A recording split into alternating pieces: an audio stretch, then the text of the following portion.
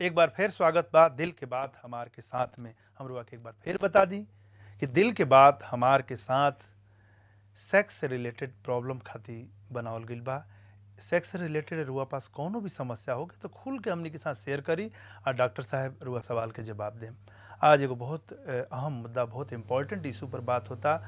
वो है बांझपन के इलाज या बांझपन के जो विकल्प बा, उपाय का बा बेबी खातिर। हमने के इन विट्रो फर्टिलाइजेशन पर बात कैनी है जा कि शरीर से बाहर फर्टिलाइजेशन अगर कोनो महिला के रिप्रोडक्टिव ऑर्गन में प्रॉब्लम बा, अंडा अंदर फर्टिलाइज नहीं के हो पावत, तो अंडा के लेके हस्बैंड के स्पर्म के लेके लैब में ट्यूब के भीतर अंडा के फर्टिलाइज करावल जाई। अंडा स्पर्म मिली, ओकरा के जाइगोट कहल जाला। वो जाइगोट ओ मदर के यूटेरस में, गर्भाशय में स्थापित कर दिया जाला, जो के इम्प्लांट कहल जाला, इम्प्लांट कर दिया जाला। हम ब्रेक से पहले जाए के पहले एगो बात कहनी है कि अगर यूटेरस भी खराब बा तब वो कंडीशन में का होई। तो अगर यूटेरस खराब बा तो वो जाइगोट जौन की लैब में हमने के लेनी है जा, वो जाइगोट के कोनो दूसरा महिला के यूटेरस में इम्प्लांट करे के पड़ी। और वही महिला के जौन महिला के यूटेरस लिहल जाता, इस्तेमाल कइल जाता, जौन महिला के गर्भाशय में यूटेरस में वो जाइगोट पलत बढ़त बा, आगे बढ़त बा, वही महिला के हमने के सेरोगेट मदर कहनी जा। आई अब चर्चा सेरोगेट मदर पर। डॉक्टर साहब जी, सरोगेट मदर बहुत अच्छा रहुआ बतौनी कि वह महिला के यूज़ कल जाला जौन दोसर मतलब जौन पार्टनर ना होले, अदर देन द पार्टनर फीमेल के यूज़ कल जाला। बट फर्टिलाइजेशन जौन बा वो बाहर होला, ओकरा में पेरेंटल इन्वॉल्वमेंट होला। जी, जैसे मेल के स्पर्म लिहल, फीमेल के ओवम लिहल, दोनों के फर्टिलाइज करके और ओकर यूट्रस यूज़ कइल गई। बहुत ऐसा एकरा में सारा सेरोगेशन में ही आवेला कि ओवम और स्पर्म दोनों के कोई के काम नहीं के करत, फिर भी हम चाहता नहीं कि एक मतलब हमरा सामने एक बच्चा होके जौन सेरोगेशन कि हम एडॉप्शन अदर जौन तरीका बा कि हाँ एडॉप्ट कइल, तो एडॉप्शन छोड़ के हम एक सेरोगेट करके वो बच्चा हम रखे के चाहता नहीं।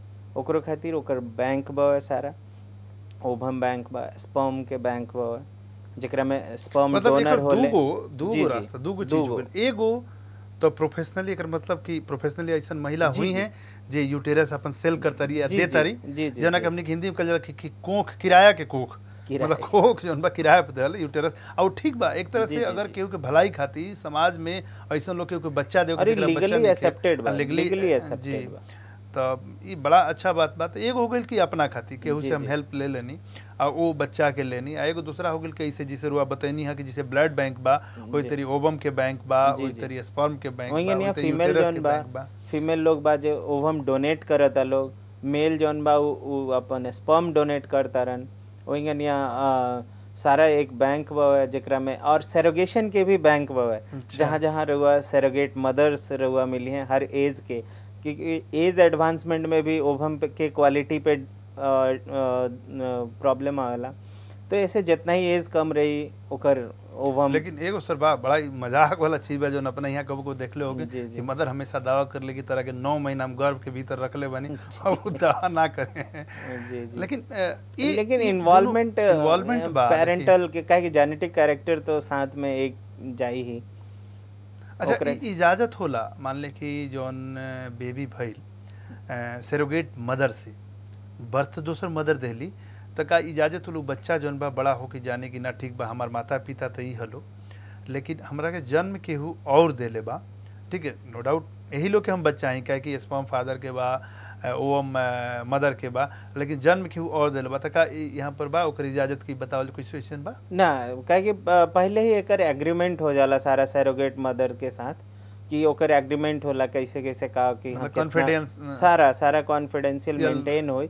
अगर पेरेंट अगर चाहे तो कॉन्फिडेंस के ब्रेक कर सकेला, वो सारा मतलब एग्रीमेंट ओ ढंग के जैसे कि एडेप्टेशन में बा। जी सारा सेम प्रोसेस बा। जी डॉक्टर साहब ई दूगो बात हो गई कि ठीक बा यूटेरस भी नहीं के अच्छा, अगर ये दोनों चीज खाती इन विट्रो फर्टिलाइजेशन खाती या सेरोगेट मदर खाती जो जरूरी चीज बा कि मेल के स्पर्म ठीक ठाक रहल आ जी, फीमेल के ओवम ठीक ठाक रहल। जी। अब हम एक बिल्कुल लास्ट स्टेज की बात करता नहीं कि मान लीजिए कि मेल के स्पर्म ही ठीक नहीं खे, ठीक बा, उ संतान पैदा करे में सक्षम नहीं खन, तब तो बच्चा नहीं खे हो सकत। और कोनो कारण से उनका स्पर्म बिल्कुल हो गल कि ना नहीं खे सक्षम, स्पर्म में वो ताकत नहीं खे कोनो भी कारण से कि बच्चा नहीं खे पैदा कर सकत, ऐसा हो सकेला?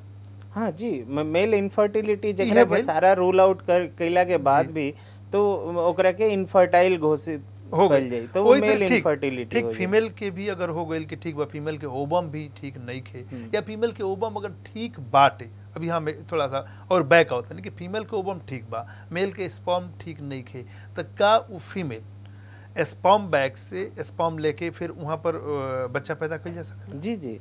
स्पर्म हुए तो स्पर्म बाहर से ले लिए। जी कुछ ऐसा कैप एक कॉन्ट्रासेप्शन कैप होला जेकरा में पूरा स्पर्म के, क्योंकि ओवम ठीक बवे, जी तो कैप के ड्यूरिंग ओवुलेशन, क्योंकि वो सारा एज ए इन्वेस्टिगेट कइल रही कि हाँ हे दिने ओवम बाहर फेलोपियन ट्यूब में आई, वही समय में कैप वो जी सर्विक्स के मुंह पर एक कॉन्ट्रासेप्टिव एक कैप आवेला जेकरा में स्पर्म रख के ओकर जौन मुंह बावे सर्विक्स के देला। ओ जी रखल जाला, जेकरा चलते स्पर्म मतलब पे एकर भी उपाय बा? जी, मान ली जी। कि ठीक बा वो बच्चा जौन बा मदर के तो भई पे कि ओबम मदर के बा, जी, जी।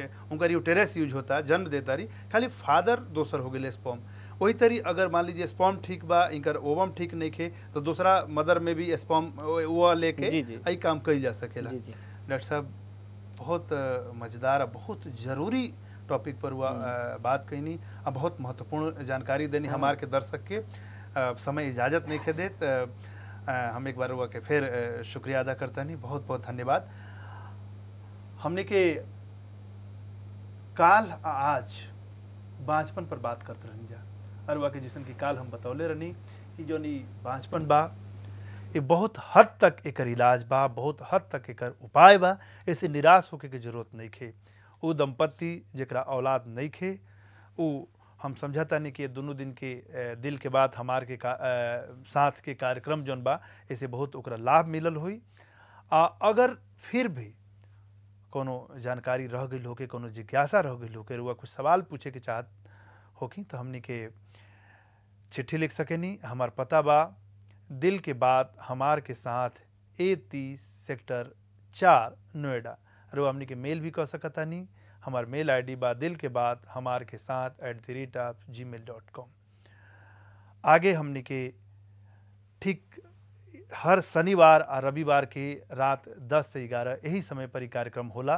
कोनो नया टॉपिक लेके आएम जा, तब तक खाती विदा दी अपना दोस्त मनोज भाऊ के। नमस्कार।